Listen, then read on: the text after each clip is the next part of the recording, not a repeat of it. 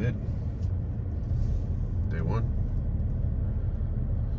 And all I do is go to work,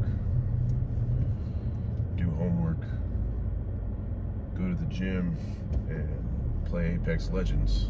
So if I can just record it, it gives me something else to do and be able to track some progress.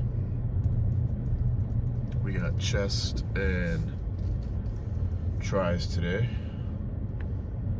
Do a little bit of shoulders too.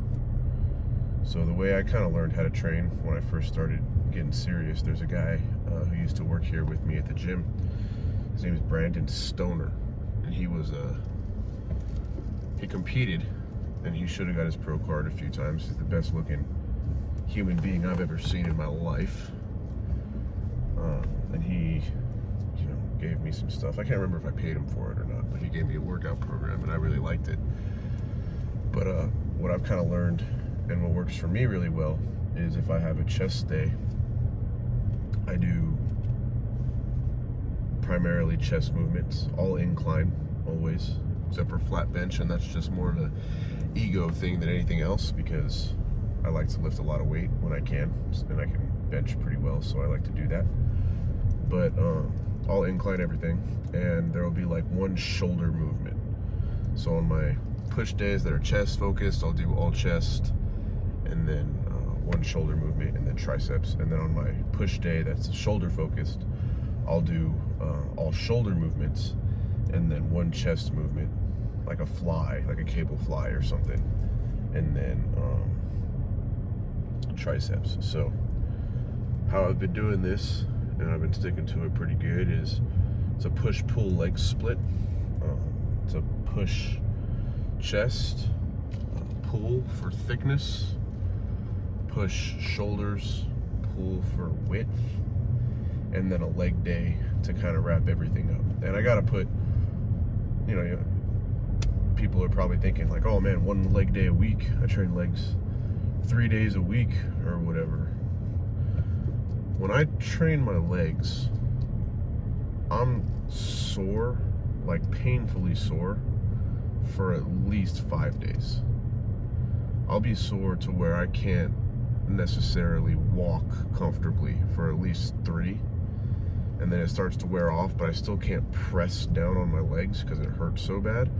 And then come that 6th day, I start to feel better, and then on the 7th day, I'm finally able to train my legs again. And I fully believe if that muscle hasn't at least kind of gotten to that day 6 of feeling like you can go again, or that day 6 of soreness, then I don't feel like you can necessarily go again, because that muscle hasn't healed yet, and you're not going to be able to train hard as you would otherwise if you just waited another day or 2 or 3 to let that leg fully heal before you went back at it again. So for example, if I train triceps on Monday and on Wednesday my triceps are still sore, I'm not going to go back into it and hit triceps. And if I did, they're certainly not going to be as strong or able to work as hard or put out as much force or handle as much weight as they would had I waited another day or 2. So I like to be able to be primed up and ready to work as hard as possible for whatever workout it is that I'm doing today, or whatever that day is. So that's why I put so much time in between my leg days, because I've found, maybe it's just because my legs are not used to pushing as hard, or I don't train them as much as my upper body, or something like that, but I found it takes longer for my legs to recover than everything else. So for today, for example, triceps feel great. There's no soreness. I don't feel weak. Chest feels fantastic. Doesn't feel like there's anything tweaked in there. No little pulls or anything feeling funny in my pec minor. It just feels good. It feels ready to go. Core is a little tired because I did a shitload of sit-ups and stuff yesterday, but triceps, all those push muscles, shoulders, chest, triceps, they all feel great, and I like that feeling. So we'll probably do flat bench, that'll be for the ego. Try to push it, see what kind of weight we could do. Incline bench, incline dumbbell bench, incline flies.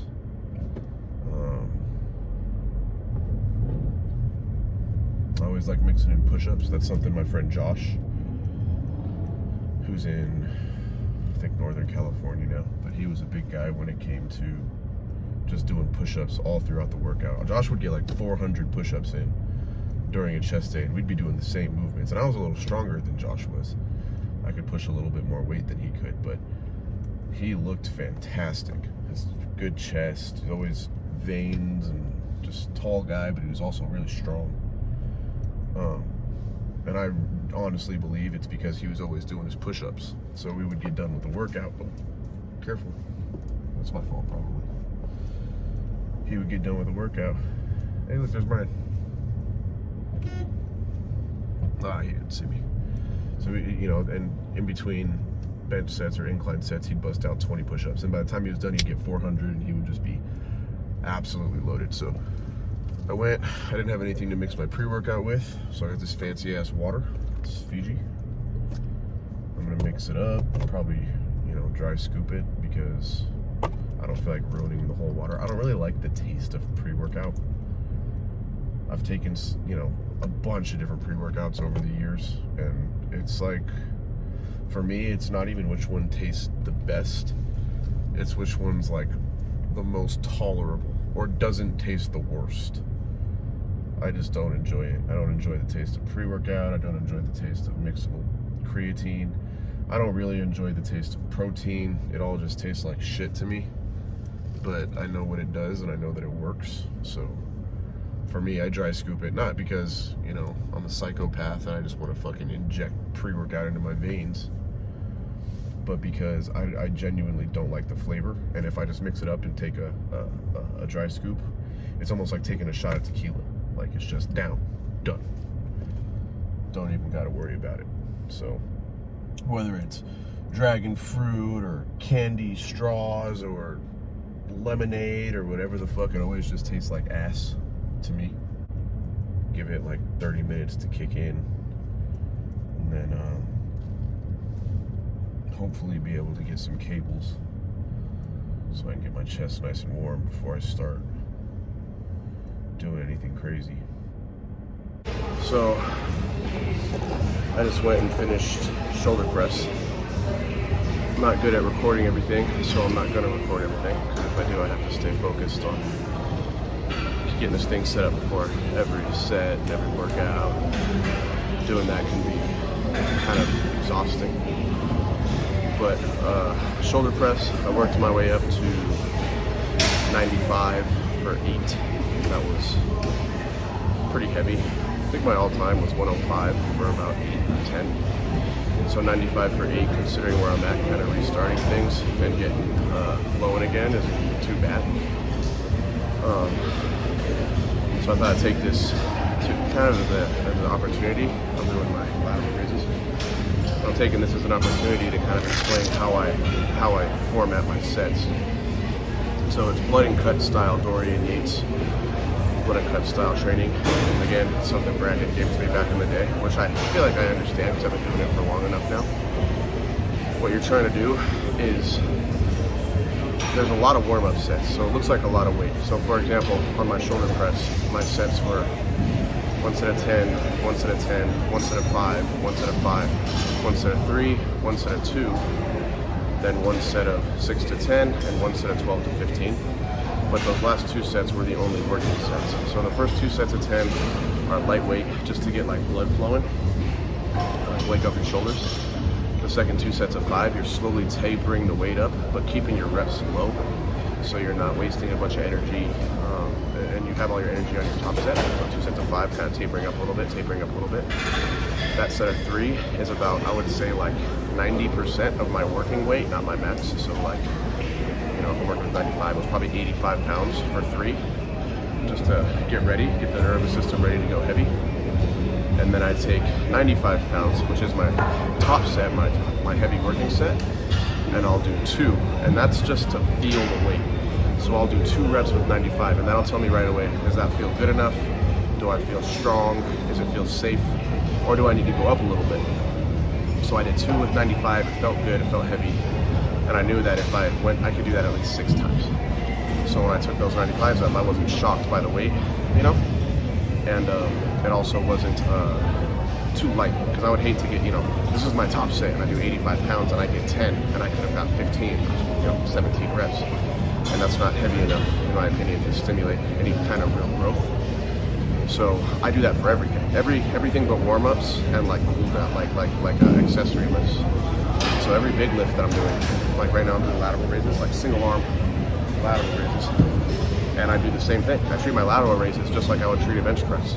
I treat my lateral raises just like I would treat a shoulder press, because they're major lifts that I'm trying to build muscle on. And then when I finish up, I'll do some chest flies. And on my chest flies, I'll do like 3 sets of 15 or 4 sets of 15 with not super heavy weight. Like, get a good pump is what I would call it. So right now, my shoulder press, my bench press, my lateral raises, and my rear delt flies. Those ones. So when I come back, those will all be 10, 10, 5, 5, 3, 2, heavy working set 6 to 10, lighter working set 12 to 15. But then my chest flies will be just 4 sets of 15. And my triceps are just a whole other thing entirely. I'll do skull crushers. My skull crushers I'll treat like that, 10, 10, 5, 5, 3, 2, same exact way. But then when I get on the cable, I'll do, a superset. I'll do regular tricep push down, reverse your tricep push down, overhead tricep extensions, and then like a bench dip or something. And that'll just be, 12 to 15 the whole way through. And there won't be any tapering up. So the major lifts, like today's a shoulder day. I was gonna be a chest day, but my chest wasn't feeling very good, so I decided just to change it to shoulders after bench. The shoulder press, the lateral raises, the rear delt flies. Those would be the big 3 where I'm really tapering the weight up to something heavy. And then the chest flies and the tricep cable extensions will be a little different. So that's basically how it works. And then my side lateral raises, I've already tapered up. This is going to be my working set. Tapered up. One of my pet peeves is when people go and they'll do lateral raises and they'll grab like 12 pounds and they'll get 15 reps, so okay. And they do 15 pounds forever. It's like you're not going to get any bigger if you're just doing 15-pound lateral raises every time you do lateral raises. You should treat your lateral raise like you do everything else. Now, because you're not, in tight, that way it's far away from you. Your increases in weight are going to take a longer period of time. So, like, you're not going to go from 40 pounds to 45 to 50 week by week by week, but you should be going up in reps at least. So for me, I don't like taking 10 pounds on a lateral raise or 15 pounds on a lateral raise. I know I can go heavy. I'm going to do it's just 40 pounds on this lateral raise. And it's perfect.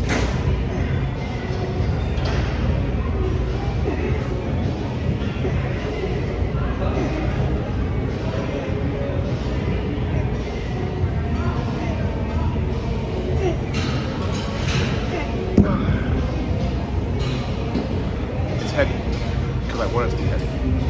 And I'll do one arm at a time because it allows me to focus on each arm individually rather than just bam, bam, over and over again, both arms at the same time. I feel like if I do one arm at a time, I'm able to focus on that. So I'll do 10 on my right arm, 10 on my left arm. Yeah. And then rule of thumb, if you're ever doing anything one arm at a time, I fucked up right there, but I know I can do 10 with my left arm. You want to start with your weaker arm. So if I'm working with, bicep curl or a lateral raise just like this, I want to start with my left shoulder because this is my weaker shoulder. Because if I can only get 8 reps with my left shoulder, then no matter what, I'll only do 8 reps with my right shoulder. So I can keep things balanced.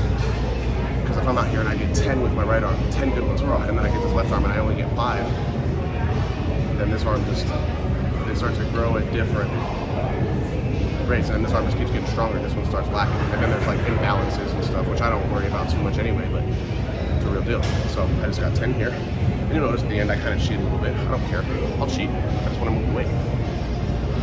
And I know I can feel it in my shoulders. Straight.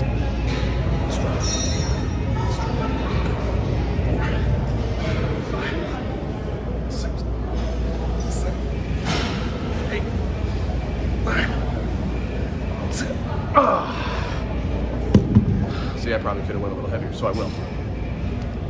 I'll probably do 45, and then I'll record record that for the Instagram or something like that. But that's basically it. So shoulders, taper, taper, taper, taper, taper. Really heavy top set 6 to 10. Drop it down a little bit heavier, lighter working set 12 to 15.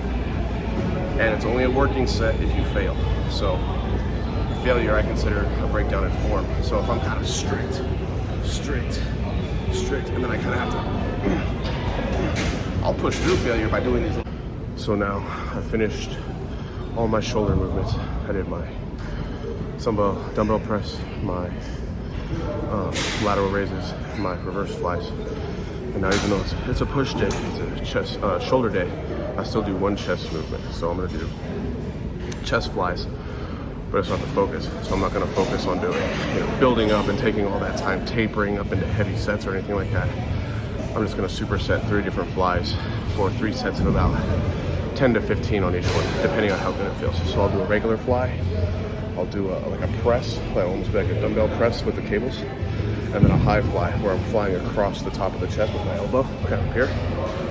So that way I'll kind of work the clavicular head of pec major. So all those muscles in your chest that attach to your clavicle, pull across those. So it'll be 10, 10, 10. And it probably is gonna look like shit because I'm tired and whatever, so.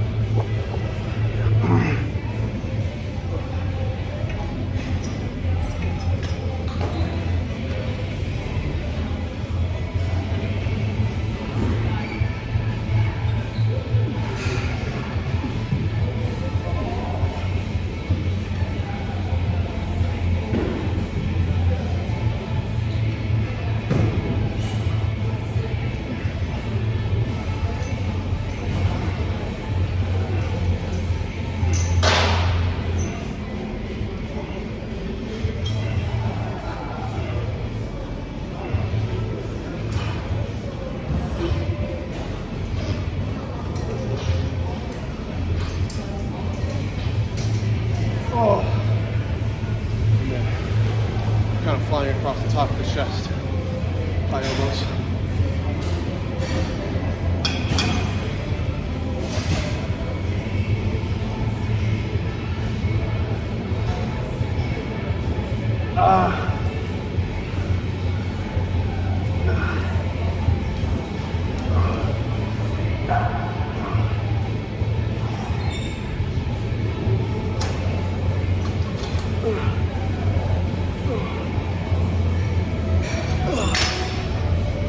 Now set 2, so I'll do 3 sets. So 2 done, 1 to go. I'll record the 3rd one, no more point in that. And then after this, we'll get into triceps. So 3 sets, 15 reps, superset. Do that superset 3 times. And that's just so we don't ignore the chest completely on our push day. That's shoulder focused. So on shoulder focused days, 1 chest movement. On chest focused days, 1 shoulder movement. On both push days, we focus on the triceps. So today, yeah. So I wanted to show the difference. Show you what a real working set looks like. Because I hear people ask me, what is a working set? And it's not just something that you think. It's not just something that the working set is somewhere where you really fail. Somewhere between 6 and 10 reps, or 12 and 15, depending on what you're going for, what you're shooting for. So my first working set will be right here. I've worked my way up to about 175 pounds on the rear delt size, and I'm gonna try to get 10 good reps. I'll probably get about 5, and then I'll cheat on about 3 or 4 of them. But that's so I can get to real failure. So I'll try to show you what I mean by that. So this is a working set.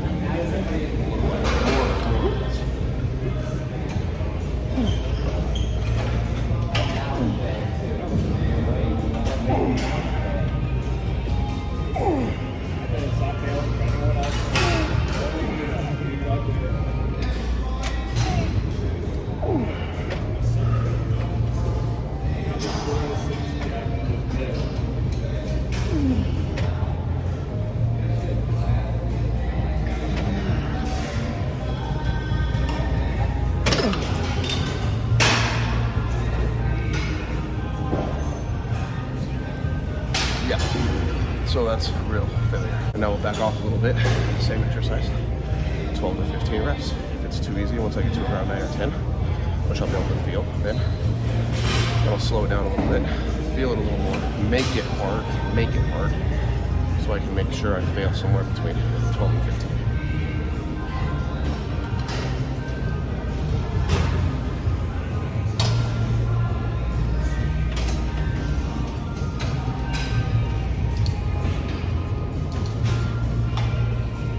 This is going to be plenty hard.